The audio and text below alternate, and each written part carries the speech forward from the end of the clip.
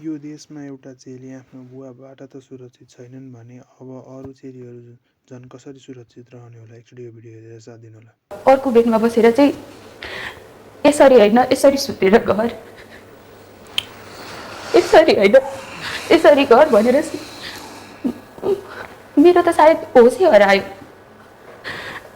म पर्खिँदै थिएँ, म केवल बाबापट्टि मात्रै हेर्दै थिएँ। मलाई लागिरहेको थियो कि अब त मेरो बाबा उठ्नुहुन्छ, मेरो छोरीलाई छोड, त्यस्तो गर्नु पाउँदैनस् भनेर भन्नुहुन्छ।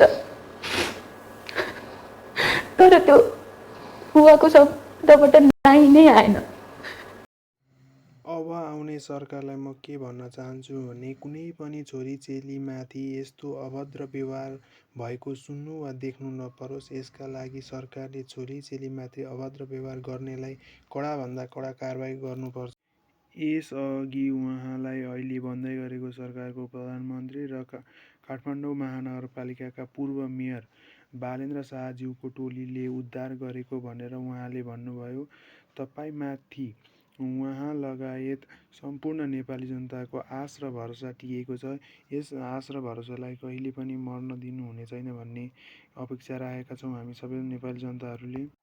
उहाँ जस्ता कयौं छोरी चेलीहरू यौन दुर्व्यवहारको शिकार हुनुभएको छ र अहिलेसम्म न्याय पाउनु भएको छैन। अब उहाँहरूले न्याय पाउनुहुन्छ कि पाउनुहुन्न? पाउनुहुन्छ भने कहिले पाउनुहुन्छ? जवाफ चाहियो सरकार। हवस् त, धन्यवाद सबैलाई।